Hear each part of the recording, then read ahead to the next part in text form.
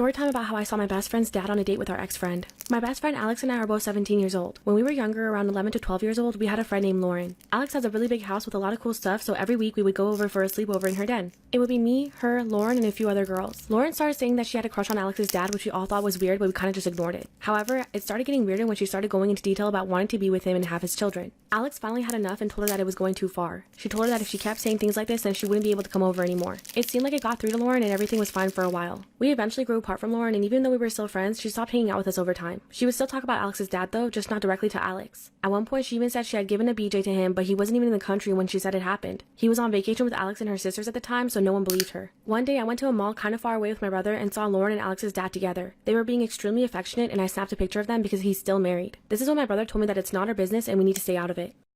Part 2 of how I saw my best friend's dad on a date with our ex-friend. I ended up telling Alex after school and showed her the picture. She immediately wanted to find Lauren and confront her, but once she calmed down, we decided to go to Alex's mom first. Her mom is an extremely calm woman, but when we told her and showed her the picture, she blew up. Apparently, Alex's dad had cheated on her mom before, and the girls he's been showing interest in have been getting younger and younger. She's had her suspicions for a while. She calls him and tells him that he needs to get home ASAP. When he arrives, she confronts him and he thinks that it was Lauren who added him, trying to cause issues in his marriage. He starts out by saying Lauren has been causing issues for years and making things up. When she told him it wasn't Lauren who added him and showed him the picture, he flipped out. Alex called me crying and I could hear her parents screaming at each other, so she came to stay with me and my family. Alex's mom kicked her dad out, said it was over, told him he's never seeing the kids again, and topped it off by telling him that she's calling the cops. After this, he started calling Alex and she answered the phone telling him to never call her again and then hung up. This is when Alex's mom calls Lauren's mom to tell her what's been going on.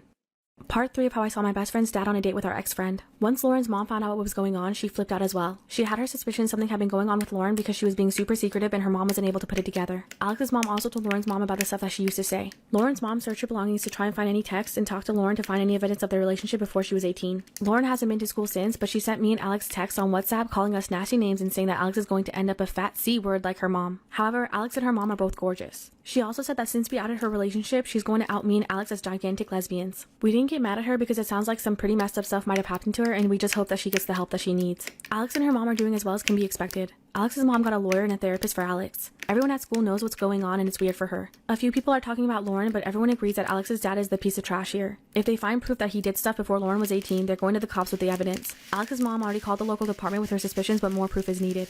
Story time about the most outrageous thing I saw working as a waitress. A guy came in with his date one night and throughout the evening, he was the picture of courtesy and good manners. I appreciated it, but didn't delude myself that I was the source and figured he was just in a good mood because the date was going well. He was certainly in a celebratory mood because he was sparing no expense. He asked for our highest quality wine, she got our most expensive entree, and he even ordered one of every appetizer for her to sample when she made a remark that she was having trouble deciding. It was a real feast. So the evening starts wrapping up and I get their check. I asked if they'd be paying together or separate and she starts to say separate, but he makes a big deal of saying, "Oh, are you kidding me? Together, definitely together. You never have to pay when you're with me, babe." Then he slides me his card. I get everything sorted and bring out the receipt. It's almost a $300 bill. He doesn't even blink and makes a big show leaving a $100 tip. He thanks me for my service and emphasizes what a lovely night they've had. A tip that size is exceptional, so I thanked him profusely. He said there's no need and goes on to say how underappreciated wait staff are and says, "Don't plan to tip, don't eat out, you know?" Looking at the mesmerized girl the whole time and not giving me a glance. After that, he helps her into her coat and they go off. However, not even a few minutes later, he comes back and what he says leaves me speechless. Part 2 of the most outrageous thing I saw while working as a waitress. So about 90 seconds later, he's back in the door without her, going, "I think I left my..." Then when the door shut and looking to make sure she was out of earshot, he goes, without the slightest shade of shame or embarrassment, "Mark the tip down to $20, hun. I was just playing it up for my date. You understand." Then turns to leave. I understood, but not how he hoped I would. However, I couldn't make a scene in the middle of work. That's not my place, so I just said one more time in order to give his conscience a chance to sink in. "Okay, sir, you'd like to amend your tip from $100 to $20, is that correct?" Even though I didn't show any displeasure in my voice, he shot back extremely hostile, "Yes, and if I see a cent over 20 on there, I'm going to dispute the whole meal with my credit vendor, so don't try to pull anything." The most frustrating part of this for me was not even going from over a 30% tip to a 10% tip, but rather that this poor girl was being strung along with no idea of who this guy was behind her back. It was extremely manipulative of him, which is a major red flag. I really wanted to show that girl the trick he just pulled, but I was at work and it wasn't my place. However, just in time, something occurred to me and I darted outside hoping to catch him in the parking lot. Part 3 of the most outrageous thing I saw while working as a waitress. I got lucky because he parked on the street and he was dealing with the parking meter. I flagged him down and ran across the street, nearly stumbling into traffic in my haste for this delicious moment. His date was already in the car but rolled her window down since no one expects the waitress to follow you to your car waving her arms like a crazy person. I made it across and said more than loudly enough for her to hear, "Sir, we amended your tip from $100 down to $20 as you requested, but you'll need to fill out a different receipt reflecting your new total for our records. This is just a bookkeeping regulation that goes way above me. It has nothing to do with you retroactively downgrading your tip from $100 to $20. We're just glad you enjoyed your evening." His jaw was on the floor. floor. He tried to pretend like he didn't know what I was talking about, giving me some line about how I must be after someone else since he only came back because he forgot his keys. However, I wouldn't let it rest. The more he played dumb, the more I repeated versions of, you wanted me to change your tip from 100 to 20, you came back in, and so on. He finally went, okay, whatever, sorry for the miscommunication. If you need me to fill out a new receipt, I can. I'm guessing he didn't have the money in his account because he signed the new receipt. His girlfriend was visibly shocked and he was staring daggers through me. You could feel the rage emanating off of him. Then they drove off. Hopefully he'll never do that again.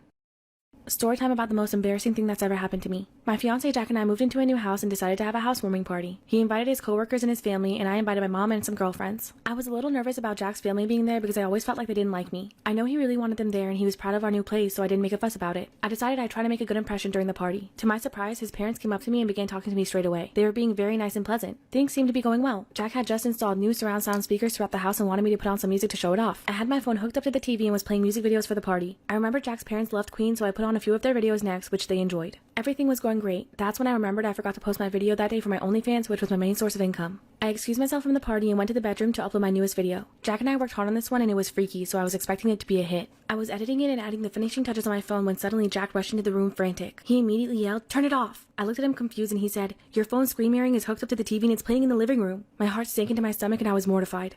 Part 2 of the most embarrassing thing that's ever happened to me. I forgot my phone was connected via screen mirroring to the TV and surround sound speakers. The whole party just saw my newest OnlyFans video starring Jack and I, including his coworkers, my mom, and his parents who already didn't like me. I was so embarrassed I couldn't even speak. My face was as white as a ghost and I honestly wanted to be anywhere in the world but there. No one knew about my OnlyFans, but they sure did now. I knew Jack's parents for sure hated me at this point and I didn't even know what my mom was going to say. I locked myself in the bathroom to calm down. I knew I was going to have to go out and face the whole party that just saw me getting down in the bedroom. I went out there and pretended like nothing happened, and for the most part, so did the rest of the party. Except for Jack's parents. They didn't say anything, but they refused to make eye contact with me for the rest of the night and made it super awkward. My mom asked me in private what happened, and I explained to her what I did for extra income. She was actually supportive and impressed when I told her how much I typically make from it. Jack told me later that his coworkers commented on how good I looked, and one of them even asked for the link so he could subscribe, which I thought was really weird. All in all, it was the most embarrassing moment of my life. I try not to think about it, but it's definitely something I'll never forget.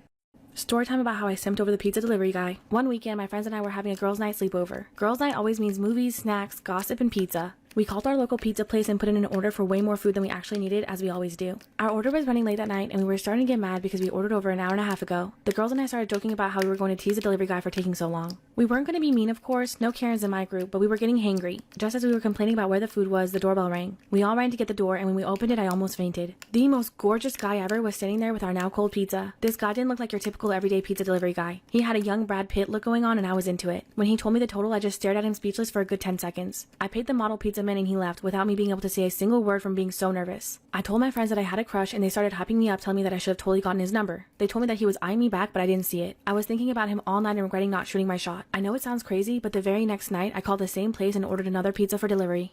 Part 2 of how I simped over the pizza delivery guy. I had to see this guy again, so the next night I mustered up the courage to call the same place and order another pizza for delivery. I spent a good 3 hours getting ready before calling because I wanted to make sure I was looking fine. I put on my best outfit, had a full face of makeup and everything. The time came and the doorbell rang. My heart started racing, so I took a deep breath and opened the door. I was instantly disappointed when I saw a different guy at the door with my delivery. I spent the whole day getting ready and rehearsing what I was going to say, only for it to be a different guy. I was so sad, I decided to eat my feelings and ate half of the pizza by myself while watching The Notebook. The next day I woke up and decided that I was going to try again. There's no way I could strike out twice. I called up and put in another order for the 3rd day in a row. The doorbell rang an hour later and it wasn't my crush again. At this point I was in too deep to quit now, so the next day I called in and placed another order for the 4th day in a row. My fridge was so full of pizza that if it wasn't him this time I was going to scream. Sure enough, I opened the door and it was him. He ended up speaking first and said, "Wasn't I here a few days ago? You must really like our pizza." My heart was racing, but I told him the truth and put it all out there. He gave me a weird look and told me he was engaged and quickly left. In the end, I was stuck with a week's worth of pizza, a bruised ego, and a broken heart.